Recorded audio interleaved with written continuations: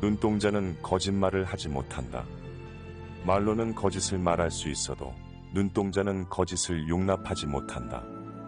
사람을 관찰하는 방법 가운데 눈동자를 살펴보는 것만큼 좋은 것은 없다. 눈동자는 그 사람이 지닌 악한 마음을 가리지 못한다. 마음이 바르면 눈동자가 맑고 마음이 바르지 못하면 눈동자가 흐리다. 그 사람이 하는 말을 듣고 그 눈동자를 관찰하면 사람이 어떻게 자기 마음을 숨기겠는가? 몽둥이로 사람을 죽이는 것과 칼로 사람을 죽이는 것에 차이가 있는가? 아니면 칼로 사람을 죽이는 것과 정치로 사람을 죽이는 것은 어떠한가? 몽둥이로 생긴 멍은 시간이 지나면 회복되지만 마음으로 남긴 상처는 영원히 기억된다. 말을 함부로 하는 사람은 결국 그 말에 대한 책임을 생각하지 않기 때문이다. 그대에게서 나온 것은 그대에게로 돌아간다. 물이 지나치게 맑으면 고기가 없고 사람이 지나치게 비판적이면 사귀는 벗이 없다.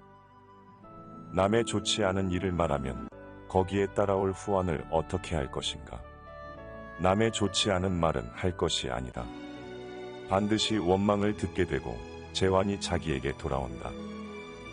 별것도 아닌데도 뜻하지 않은 영예를 얻을 수도 있고 만전을 기했는데도 뜻하지 않은 비방을 듣는 수도 있다.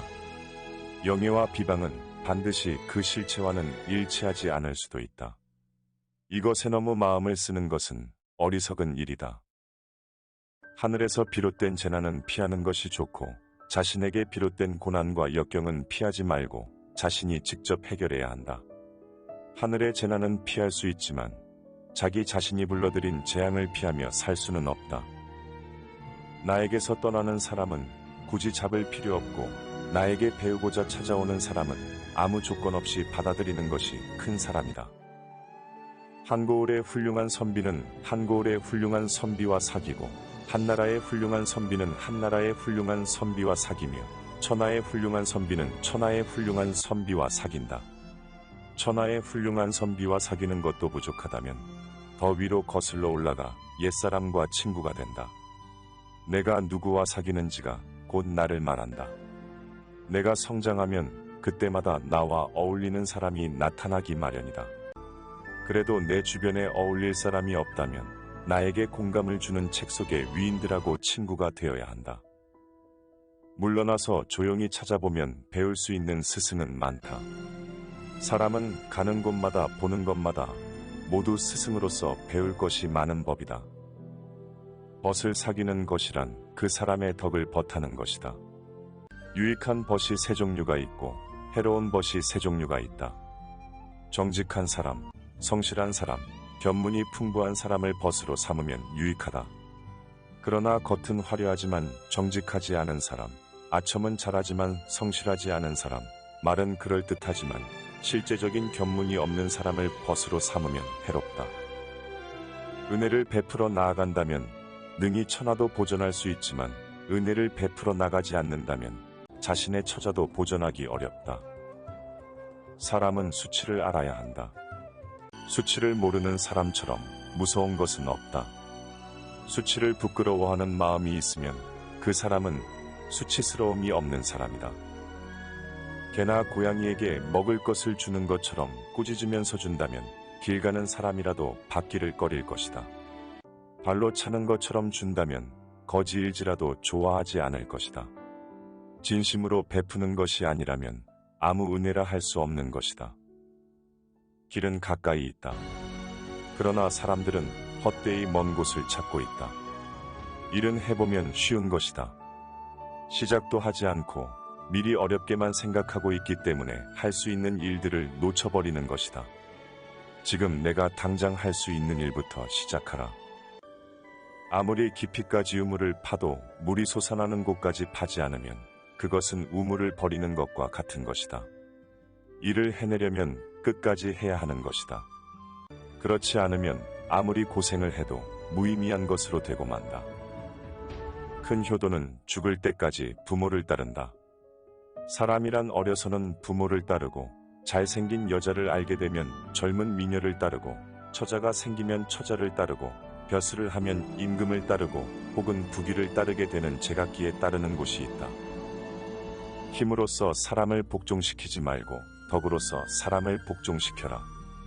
힘으로 사람을 복종시키는 경우는 사람들이 마음으로 복종하는 것이 아니라 단지 자신의 힘이 부족해서 복종하는 것이요.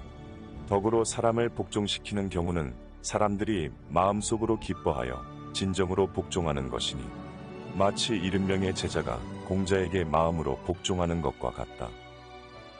먼저 할 일을 뒤로 미루고 중요한 일을 가볍게 다룬다. 그런 것을 일을 모른다고 하는 것이다. 모든 일을 진지하게 생각하고 고민하면 근심 없이 편안하게 살 수 있지만 자신만을 믿고 자만하고 방심하게 되면 반드시 큰 위기를 겪게 된다. 그도 일개의 남자다. 나도 일개의 남자다. 내가 무엇 때문에 그를 두려워할 것이냐. 누구에게나 바른 길은 하나뿐이다.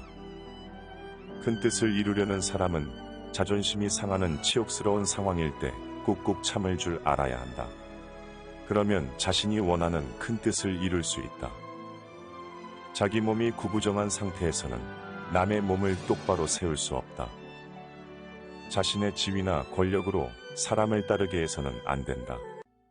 사람을 따르게 하는 가장 좋은 방법은 자신 스스로가 솔선수범하는 모습을 보여주면 사람들은 스스로 따라오게 된다. 하늘이 장차 그 사람에게 큰일을 맡기려고 하면 반드시 먼저 그 마음과 뜻을 괴롭히고 근육과 뼈를 깎는 고통을 주고 몸을 굶주리게 하고 생활은 빈궁에 빠뜨려 하는 일마다 어지럽게 하느니라. 이는 그의 마음을 흔들어 참을성을 기르게 하기 위함이며 지금까지 할 수 없었던 그 어떤 사명도 감당할 수 있게 하기 위함이라. 나아가는 것이 빠른 자는 물러가는 것도 또한 빠르다. 힘을 조절할 수 있는 지혜가 있어야 한다. 한 번에 너무 많은 힘을 쏟게 되면 금방 쇠퇴하여 힘을 쓰지 못하게 된다. 인생 삼낙이란 부모님이 살아계시고 형제가 무고한 것이 첫째 낙이요.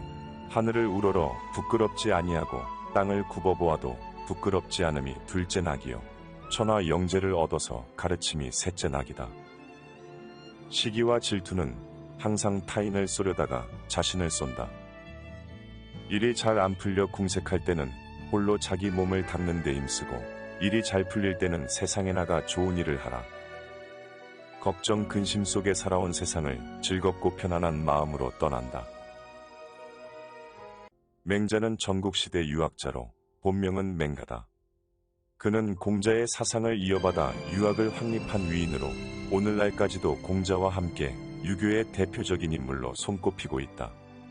공자가 사망한 뒤 100여 년 후에 태어난 맹자는 어린 나이에 아버지를 잃고 편모 가정에서 자랐다. 이때 맹자의 어머니인 장씨는 맹자의 재능을 알아보고 아들의 교육을 위해 3번이나 이사를 갔는데 바로 여기에서 맹모 삼천지교라는 말이 나왔다고 한다. 어머니의 노력과 뛰어난 재능으로 훌륭하게 성장한 맹자는 제자백가 시대에서 활약했으며 높은 학식과 깊은 통찰로 명성을 떨쳤다. 맹자가 죽은 뒤 그의 제자들은 맹자의 말과 사상을 엮어 책을 집필했는데 이것이 바로 사사오경에 속하는 맹자이다. 오늘 소개했던 내용처럼 맹자는 책을 통해 여러 삶의 조언들을 남겼다. 그 중에는 세상을 살아가는 처세술도 있는데 핵심은 나에게서 나온 것은 모두 나에게 돌아온다는 것이다. 내가 했던 나쁜 말들도 나에게 돌아오고 내가 했던 나쁜 행동들도 결국 나에게 돌아온다. 그렇기에 입술을 조심해야 하며 주위에 항상 선을 행해야 한다. 21세기를 사는 우리는 어떠한가? 현재 우리는 역대 어느 시대보다도 많은 말들이 오고 가는 세상에 살고 있다. 학교, 직장 같은 현실뿐 아니라 SNS 속 온라인 세상에서까지 우리는 끊임없이 남에 대해 이야기하며 누군가를 화두에 올린다. 오늘 하루 맹자의 말을 기억하며 입술과 마음을 지켜보는 것은 어떨까? 그것이 지금 이 시대에 필요한 최고의 처세술이 아닌가 싶다. 경계하고 경계하라.